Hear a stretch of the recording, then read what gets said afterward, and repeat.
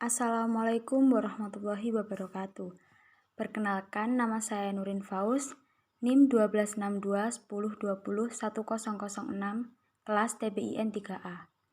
Di sini, saya selaku moderator dari kelompok 3 apresiasi puisi. Sebelum itu, saya akan memperkenalkan anggota dari kelompok 3. Yang pertama yaitu Ana Rohmatul Lutfa, 2. Dahliatul Hilmiyah, 3. Lintang Aulia Suksesi, dan yang terakhir yaitu Nurin Faus. Baik, selanjutnya adalah sesi pemaparan materi. Materi yang pertama yaitu pendekatan struktural dalam apresiasi puisi yang akan saya sampaikan. Langsung saja, pendekatan struktural merupakan kajian terhadap unsur pembentuk karya sastra atau unsur intrinsik, seperti tema, karakter, tokoh, plot, setting, dan amanat, yang merupakan satu kesatuan yang utuh. Pendekatan struktural dapat dilakukan dengan mengidentifikasi, mengkaji, dan mendeskripsikan fungsi dan hubungan antar unsur intrinsik. Kajian struktural dilakukan agar setiap penelitian bersifat internal dan tidak mengabaikan elemen yang ada. Menurut Teu tahun 1984, pendekatan struktural bertujuan membongkar dan memaparkan secara mendalam hubungan semua unsur maupun aspek karya sastra yang bersama-sama menghasilkan makna menyeluruh. Penulisan puisi dengan berlandaskan pendekatan strukturalisme berarti dalam penulisan sebuah puisi harus memperhatikan unsur-unsur pembentuk puisi, baik unsur intrinsik maupun unsur ekstrinsik puisi. Unsur intrinsik puisi yaitu yang pertama diksi. Teori strukturalisme menganalisis diksi sebagai unsur intrinsik puisi. Diksi adalah pemilihan kata, jadi kata-kata yang digunakan dalam puisi merupakan hasil pemilihan yang cermat, merupakan hasil pertimbangan, baik makna, susunan, bunyinya, maupun hubungan kata-kata lain dalam baris dan baitnya. Yang kedua, kata konkret. Teori strukturalisme menganalisis kata konkret sebagai unsur intrinsik puisi. Kata konkret digunakan untuk membangkitkan imajinasi pembaca, atau kata-kata harus dikonkretkan atau diperjelas, karena dengan keahlian memperkonkret kata, pembaca seolah-olah melihat, mendengar, atau merasakan apa yang dilukiskan oleh pengarang. Berikutnya, bahasa figuratif. Teori strukturalisme menganalisis bahasa figuratif sebagai unsur intrinsik puisi. Bahasa figuratif disebut juga majas. Majas adalah bahasa yang digunakan oleh pengarang untuk mengatakan sesuatu dengan cara membandingkannya dengan benda atau kata lain. Majas mengiaskan atau menyamakan sesuatu dengan hal lain. Selanjutnya yaitu rima atau ritme. Teori struktural menganalisis rima atau rime sebagai unsur intrinsik puisi. Rima adalah pengulangan bunyi dalam puisi. Dengan adanya rima, suatu puisi menjadi indah. Makna yang ditimbulkannya pun lebih kuat, seperti petikan sajak berikut. Dan angin mendesah atau mengeluh mendesah. Sedangkan istilah ritma diartikan sebagai pengulangan kata, frase, atau kalimat dalam bait puisi. Kemudian, untuk unsur intrinsik puisi yang terakhir, yaitu tata wajah atau tipografi. Teori struktural menganalisis tipografi sebagai unsur intrinsik puisi. Tipografi merupakan pembeda yang penting antara puisi dengan prosa dan juga drama. Larik-larik puisi tidak berbentuk paragraf, melainkan berbentuk bait. Berikutnya yaitu unsur ekstrinsik puisi. Unsur ekstrinsik puisi yang pertama yaitu tema. Teori strukturalisme menganalisis tema sebagai unsur ekstrinsik puisi. Tema puisi merupakan gagasan utama pengarang dalam puisinya.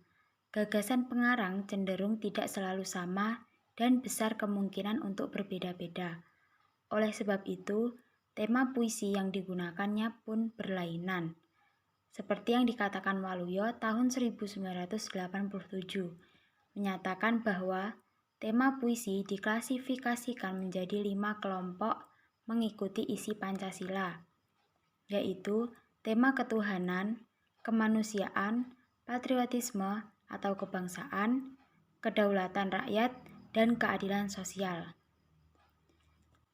Selanjutnya yaitu perasaan.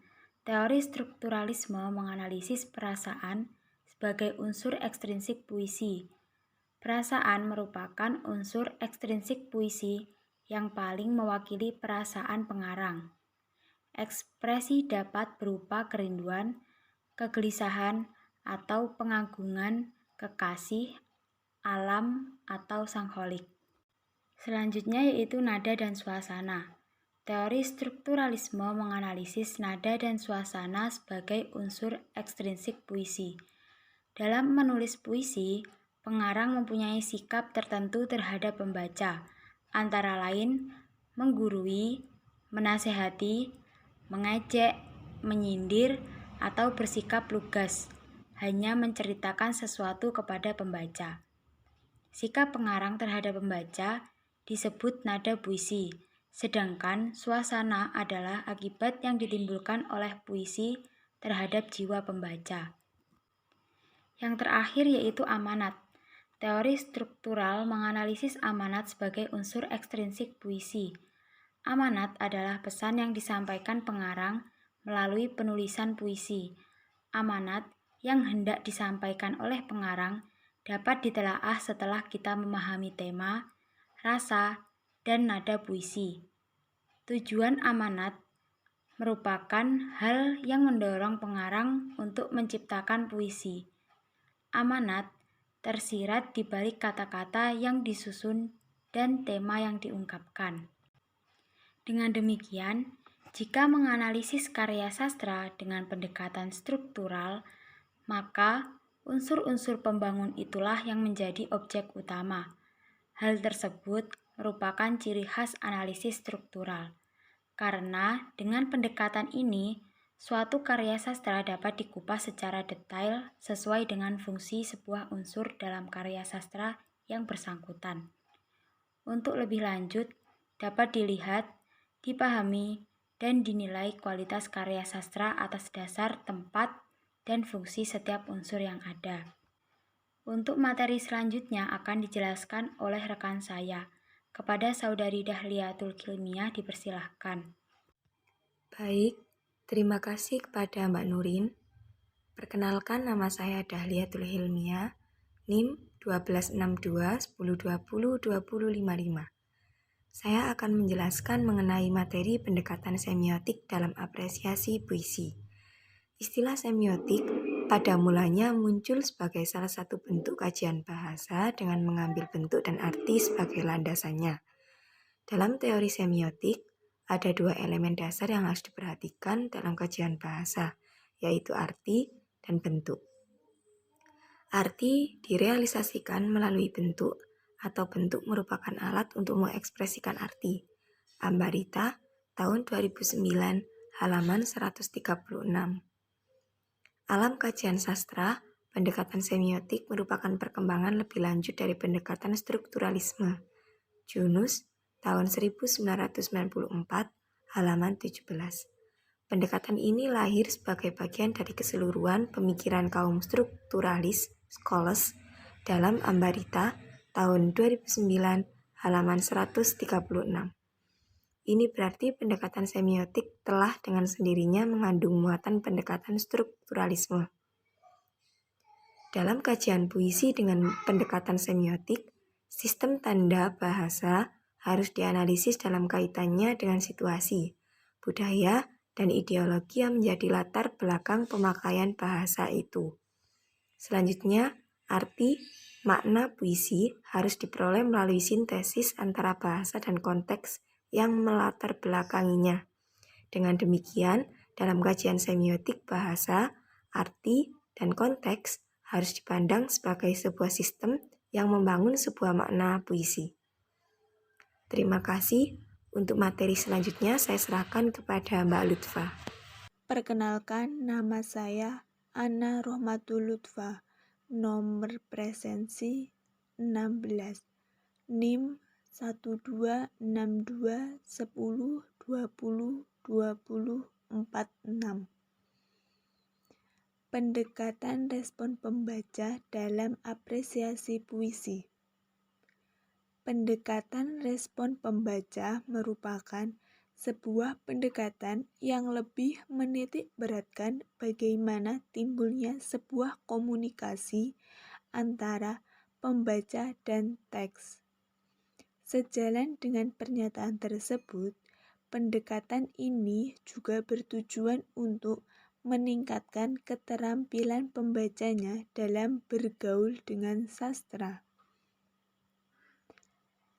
Keunggulan yang dimiliki dalam pendekatan respon pembaca yaitu mampu menciptakan adanya reaksi antara pembaca dengan teks sastra, membuat pembacanya untuk mendalami bacaan dengan mengikut sertakan emosi, dan mampu untuk memberikan penilaian berupa makna terhadap teks sastra yang dibaca.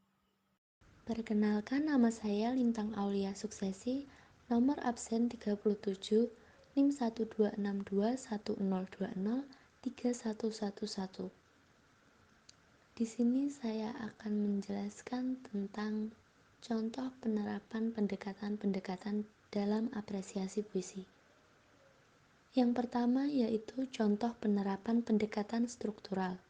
Puisi penerimaan karya Khairil Anwar. Analisis struktural meliputi struktur fisik dan struktur batin puisi. Struktur fisik yang pertama yaitu perwajahan puisi atau tipografi. Puisi penerimaan karya Khairil Anwar memiliki tipografi yang semi konsisten. Puisi ini terdiri dari 6 bait yang beberapa baitnya memiliki kesamaan dalam jumlah baris. Jumlah baris untuk tiap bait pada puisi ini berpola 2121, yaitu 2 baris untuk bait ganjil dan 2 baris untuk bait genap. Yang kedua yaitu diksi. Dalam puisi penerimaan ini, Khairil seperti biasa memilih kata-kata yang sederhana namun indah dan syarat makna.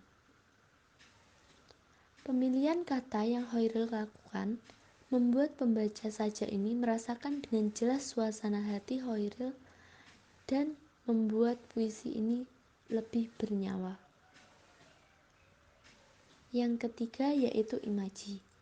Dalam puisi ini, Khairil Anwar tidak memunculkan teknik imaji yang dominan. Hanya saja dengan kelebihannya, Khairil Anwar masih saja mampu membuat pembaca merasakan apa yang ia rasakan. Satu baris yang mungkin masih bisa digolongkan pada pengimajian adalah bak kembang sari sudah terbagi. Baris ini mengajak kita membayangkan situasi kembang sari yang telah terbagi. Yang keempat yaitu kata konkret. Dalam setiap penulisan puisinya, Khairil Anwar selalu memunculkan kata konkret sebagai ciri khasnya. Begitu pula halnya dengan puisi penerimaan ini. Kata konkret pada puisi ini terwujud dalam baris bak kembang sari sudah terbagi dan sedang dengan cermin aku enggan berbagi. Kembang selalu identik dengan seorang perempuan, namun bukan Khairil Anwar namanya bila ia tidak menjadikan karyanya berbeda. Maka ia pun menulis kembang sari.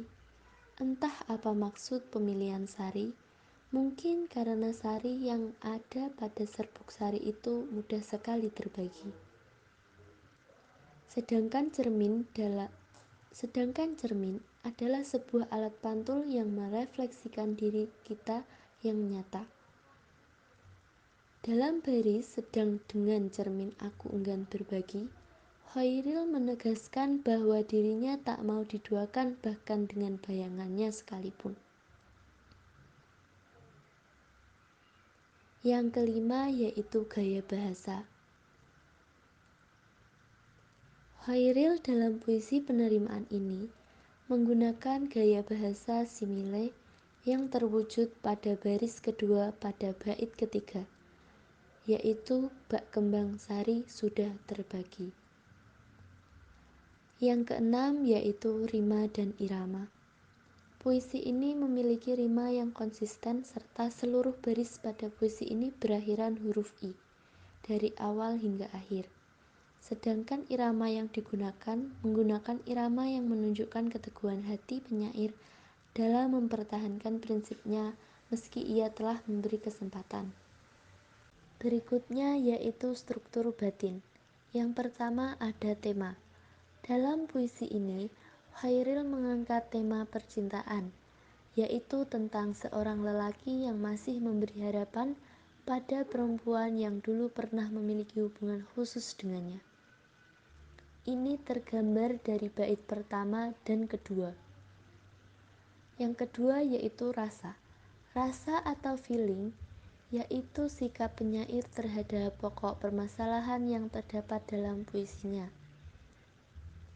Dalam hal ini, penyair merasakan semangat pengharapan dengan sedikit kecemasan bahwa sang mantan kekasih akan berpikir dan menimbang penawarannya dengan matang hingga ia akan kembali padanya. Yang ketiga yaitu nada. Pada puisi penerimaan ini, Hoiril Anwar menuangkan perasaan harap-harap cemas dan ketegasan. Pengharapan yang ia rasakan dikarenakan pada dasarnya ia masih mencintai perempuan yang dimaksud. Logikanya adalah mana mungkin ia memberi kesempatan pada perempuan tersebut untuk kembali bila ia tidak mencintainya. Kemudian ketegasan adalah supaya perempuan tersebut memilih dengan tegas untuk kembali kepadanya atau terus bersama yang lain. Yang keempat yaitu amanat. Pesan yang ingin disampaikan oleh Hoiril Anwar secara khusus tentu ditujukan kepada sang perempuan, yaitu agar ia mempertimbangkan penawaran Hoiril dan memutuskan dengan tegas keputusan yang akan ia ambil. Dengan secara umum, Hoiril ingin menggambarkan pada seluruh pembaca bahwa sosok Hoiril adalah sosok yang membenci pada hal yang setengah-setengah. Yang kedua yaitu contoh penerapan pendekatan semiotik pada puisi Doa Yatim Piatu karya Sherly Malinton. Menurut Burhan Nugiantoro, puisi Doa Yatim Piatu Sherly Malinton menggunakan pilihan kata yang sederhana, namun justru karena kelugasan dan kepolosannya yang mencerminkan dunia anak sehingga menjadikan puisi itu indah. Puisi tersebut merupakan ratapan seorang bocah yatim piatu yang tidak memiliki ibu dan bapak. Tidak ada yang paling diinginkan oleh seorang bocah yatim piatu selain ibu dan bapak. Puisi itu berhasil mendialogkan makna yang banyak sekaligus mengharukan lewat kata-kata yang amat efisien lewat kacamata bocah yang lugu tanpa kepura-puraan. Puisi itu mampu menyentuh perasaan yang paling dalam. Pembaca, anak, dan orang dewasa ikut merasakan simpati dan empati kepada anak-anak yang tidak memiliki ibu dan bapak. Itulah salah satu kekuatan dan keindahan puisi. Mampu menyentuh hati, perasaan yang paling dalam, dan mampu mengajak pembaca untuk bersikap sebagaimana yang dikehendaki penulis. Yang ketiga yaitu contoh penerapan pendekatan respon pembaca pada puisi Pada Suatu Hari Nanti karya Sapardi Djoko Damono. Penulis memberikan daftar pertanyaan kepada responden sebagai berikut. Yang pertama, bagaimana pendapat Anda tentang puisi tersebut? Jelaskan. Yang kedua, adakah hal yang menarik yang Anda kutip dari puisi tersebut? Jika ada, jelaskan alasannya. Yang ketiga, bagaimana perasaan Anda ketika membaca puisi tersebut? Apakah sedih, bahagia, senang, terpukau, atau biasa saja? Jelaskan alasan Anda. Yang keempat, apakah Anda mengalami pengalaman yang sama, ataukah Anda memperoleh pengalaman yang baru ketika membaca puisi tersebut? Yang kelima, kemukakan pendapat Anda tentang puisi tersebut dari segi tema, irama, nada, dan suasana puisi. Yang keenam, yaitu nilai positif apakah yang Anda dapatkan setelah membaca puisi tersebut. Yang ketujuh, setelah Anda membaca dan mengapresiasi puisi tersebut, kepada siapa Anda menyarankan atau merekomendasikan puisi ini untuk dibaca? Berikut jawaban dari responden. 1. Menurut saya, puisi sangat bagus sekali. Dari puisi tersebut berisi tentang pengalaman dan pelajaran untuk kedepannya dalam menjalani kehidupan. Yang kedua, ada pada bait pada suatu hari nanti, jasadku tak akan ada lagi. Yang menceritakan hal yang sama yang belum pernah dialami oleh seseorang yang sekarang masih diberi kesempatan untuk hidup atau menjalani hidup dan akan dialami nanti ketika sudah tiba waktunya. 3. Sedih karena sesuatu yang belum dialami oleh kita akan dialami nanti oleh kita di waktu yang akan datang. Yang keempat, memperoleh pengalaman yang baru karena kita belum mengalami pengalaman yang terjadi dalam cerita pada bait-bait puisi tersebut.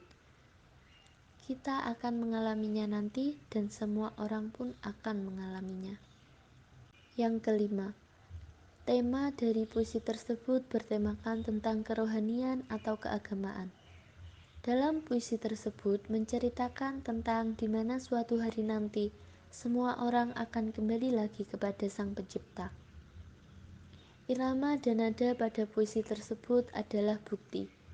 Puisi tersebut menggambarkan tentang semua orang yang ada di dunia ini pada akhirnya akan kembali lagi pada seseorang, akan kembali lagi kepada Sang Pencipta.